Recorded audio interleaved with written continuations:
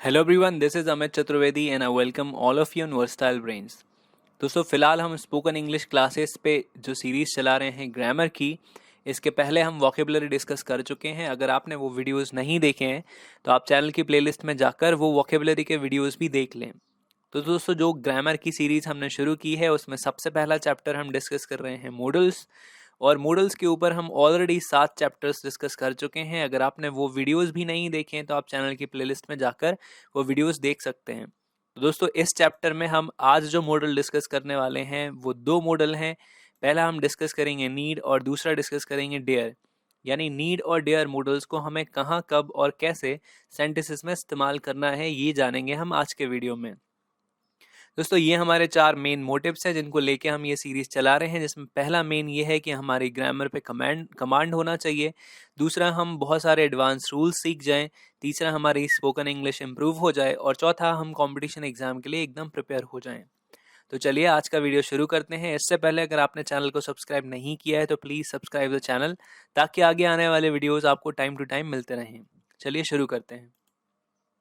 तो दोस्तों, आज ये हम 2 मॉडल्स डिस्कस करने वाले हैं, जो है हमारा 5वां और 6वां मॉडल। इसके पहले हम 4 मॉडल्स डिस्कस कर चुके हैं, जिसमें पहला था कैन, दूसरा कुड, तीसरा विल और चौथा शुड और मस्ट। वो वीडियोस अगर आपने नहीं देखे तो प्लीज़ जाकर वो वीडियोस देख लें, ताकि ये आपको और बेहतर ढंग से समझ में आ सकें। तो दोस्तों, आज ये 2 मॉडल्स में हम बात करने वाले हैं। तो जब भी सेंटेंसेस के लास्ट में, आपके हिंदी सेंटेंस के लास्ट में ने की ज़रूरत है आता है, तो आप नीड यूज़ करते हो मॉडल की जगह। और जब भी आपके सेंटेंस के लास्ट में आता है ने की हिम्मत करता है, तो आप डेयर यूज़ करते हो मॉडल की जगह। अब इन दोनों मॉडल्स को हमें लगाना कैसे हैं, चलिए आगे कुछ एग्जाम्पल्स की मदद से समझ लेते हैं। दोस्तों, ये कुछ सेंटेंसेस हैं जिसमें नीड और डेयर यानी ने की ज़रूरत है और ने की हिम्मत करता है, दोनों ही मॉडल्स मिक्स हैं। तो इनको हम बना के देखते हैं। तो पहला जो सेंटेंस है वो है, क्या मुझे इंग्लिश सीखने की ज़रूरत है। देखिए, सेंटेंस के लास्ट में आ गया ने की ज़रूरत है। इस ने की ज़रूरत है को देख के आप समझ जाइए कि इस सेंटेंस को इंग्लिश में बनाते समय आपको लगाना है नीड, है ना। तो हम नीड कब लगाते हैं, जब सेंटेंस के लास्ट में आता है ने की ज़रूरत है। तो दूसरी चीज़, ये सेंटेंस के शुरू में क्या आ रहा है, तो हम पहले भी डिस्कस कर चुके हैं कि जिस भी सेंटेंस के शुरू में क्या आता है वो सेंटेंस यस नो क्वेश्चन होता है, यानी इंटेरोगेटिव सेंटेंस होता है। उसको इंग्लिश में बनाते समय हमें मॉडल को शुरू में लिखना होता है। तो देखिए, इसमें हमने नीड को सबसे शुरू में लिखा है। उसके बाद हमें लिखना है सब्जेक्ट, तो ये मुझे को हम इंग्लिश में लिख देंगे आई।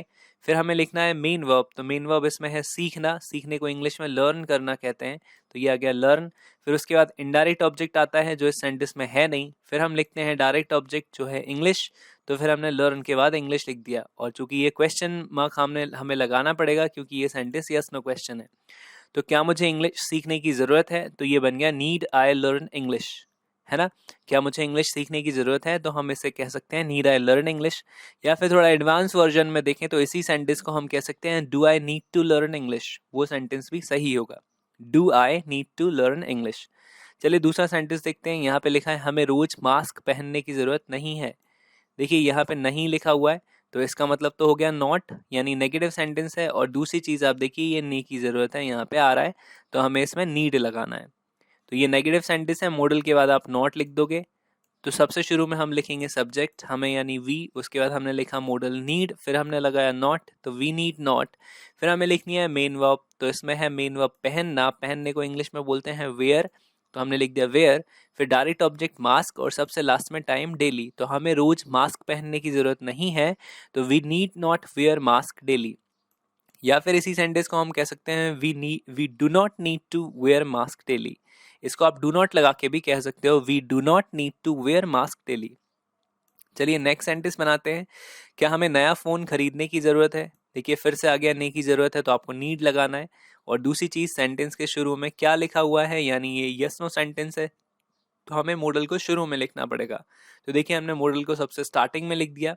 फिर उसके बाद हम लिखेंगे सब्जेक्ट, तो हमने लिखा है वी। फिर उसके बाद आती है मेन वर्ब, तो मेन वर्ब है खरीदना। खरीदने को इंग्लिश में कहते हैं बाय, तो हमने लिख दिया बाय। फिर उसके बाद हमें लिखना है डायरेक्ट ऑब्जेक्ट, तो नया फ़ोन को इंग्लिश में कहेंगे न्यू फ़ोन। तो क्या हमें नया फ़ोन खरीदने की ज़रूरत है, तो ये बन गया need we buy new phone. या फिर हम इसको ऐसा भी कह सकते थे, do we need to buy new phone, do we need to buy a new phone. चलिए कुछ सेंटेंसेस और देख लेते हैं। अगला सेंटेंस है, मैं पिताजी को सच बताने की हिम्मत नहीं करता हूँ। देखिए इसमें नहीं आ गया, तो ये नहीं को देख के आप समझ जाइए कि ये नेगेटिव सेंटेंस है। और दूसरी चीज इसमें आ रहा है नेकी हिम्मत करता है ना। तो हमने शुरू में देखा था कि जब भी नेकी हिम्मत करता है सेंटेंस के लास्ट में आएगा तो हम डेयर यूज करेंगे, और चूंकि ये नेगेटिव सेंटेंस है तो डेयर के बाद आपको नॉट लगाना पड़ेगा। तो सबसे शुरू में हमने लिखा है मैं के लिए सब्जेक्ट तो आई, फिर नेकी हिम्मत करता है तो डेयर, नहीं के लिए नॉट, फिर हमने मेन वर्ब लिखा है बताना, तो बताने को इंग्लिश में कहते हैं टेल, तो आई डेयर नॉट टेल, फिर उसके बाद इनडायरेक्ट ऑब्जेक्ट फादर यानी पिताजी को इंग्लिश में फादर, और सबसे लास्ट में ट्रूथ यानी कि सच और फुल स्टॉप। मैं पिताजी को सच बताने की हिम्मत नहीं करता हूँ, तो I dare not tell father truth, या फिर इसी सेंटेंस को हम कह सकते हैं I do not dare to tell father truth. इसमें आप डू नॉट लगा के भी इसको बना सकते हो, I do not dare to tell father truth. आज का लास्ट सेंटेंस और देख लीजिए, क्या हमें रोज दुकान पर चॉकलेट खरीदने की जरूरत है। देखिए लास्ट में आया नहीं की जरूरत है, तो फिर आपको इसमें नीड लगाना है, और शुरू में क्या है तो इसको देख के आप समझ रहे हैं कि यस नो सेंटेंस है। यस नो सेंटेंस क्या होता है, नेगेटिव क्या होता है, डब्ल्यूएच फर्स्ट क्या होता है, सेकंड क्या होता है, ये हमने दूसरे या तीसरे चैप्टर में डिस्कस किया है। अगर आपने वो वीडियो नहीं देखा है तो वहां जाकर देख लें, तब आपको ये सेंटेंसेस बनाने में आसानी होगी। तो क्या शुरू में है, यानी हम मॉडल को सबसे शुरू में लिखेंगे, तो ने की जरूरत है को इंग्लिश में हमने नीड लिख दिया शुरू में। उसके बाद हम सब्जेक्ट लगाएंगे तो ये हमें यानी वी, उसके बाद मेन वर्ब लिखना है खरीदना, तो उसको इंग्लिश में हम या तो कहते हैं बाय या फिर कहते हैं परचेस, दोनों बराबर हैं। उसके बाद हमें डायरेक्ट ऑब्जेक्ट लगाना है, तो हमने ये लिख दिया चॉकलेट, तो ये आ गया चॉकलेट। फिर आएगा प्लेस, तो दुकान पर यानी ऑन शॉप, और सबसे लास्ट में टाइम रोज यानी कि डेली। तो ये पूरा सेंटेंस बना क्या हमें रोज दुकान पर चॉकलेट खरीदने की जरूरत है, तो ये बन गया need we buy chocolate on shop daily. या फिर आप इसको ऐसा भी कह सकते थे, do we need to buy chocolate on shop daily. इन सेंटेंस को बनाने के दो अटमोस्ट तरीके होते हैं, तो आइए देख लेते हैं वो दूसरा तरीका कैसा होता है। तो जब भी आपको नीड नॉट कहना हो, तो नीड नॉट की जगह हम डू नॉट नीड भी कह सकते हैं। ये दोनों तरीके एग्जैक्टली सेम होते हैं, नीड नॉट कहिए या फिर डू नॉट नीड टू कहिए या डज नॉट नीड टू कहिए, एक ही बात होती है। ऐसे ही डेयर नॉट होता है, तो डेयर नॉट को हम डोंट डेयर टू या फिर डू नॉट डेयर टू भी कह सकते हैं। तो इंस्टेड ऑफ नीड नॉट आप डू नॉट या फिर does not need to use कर सकते हो।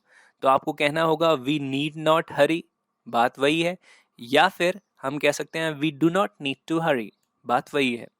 ऐसे ही नीडंट या don't need to are similar to don't have to, आप इसको कह सकते हो we don't have to hurry, बात वही है। ऐसा ही सेम टू सेम डेयर में यूज होता है, आप डेयर नॉट को डोंट डेयर टू या डज नॉट डेयर टू भी कह सकते हो। ठीक है, आई होप कि ये आपको नीड और डेयर का यूज समझ में आ गया होगा। तो दोस्तों आज फिलहाल अभी आज का वीडियो यहीं तक। आगे हम डिस्कस करेंगे 2 और 3 शब्द वाले मॉडल्स को, यानी used to, is about to, is going to, has to, have to, had to और विल हैव टू। ये कुछ ऐसे मॉडल्स होते हैं जिनमें 2 या 3 शब्द होते हैं।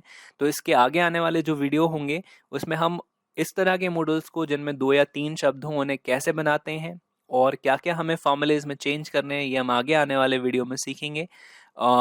और आई होप कि ये वीडियो आपको पसंद आया होगा और आपको ये वीडियो कहीं ना कहीं हेल्प ज़रूर करेगा। तो आप मुझे नीचे कमेंट सेक्शन में लिख के बताइएगा कि ये वीडियो आपको कैसा लगा, और अगर आप चैनल पर नए हैं तो प्लीज़ इसको सब्सक्राइब कर लें ताकि आगे आने वाले वीडियोस आपको टाइम टू टाइम मिलते रहें। आप चाहें तो आप मुझे इस यूज़र नेम पे सर्च करके मैसेज भी भेज सकते हैं।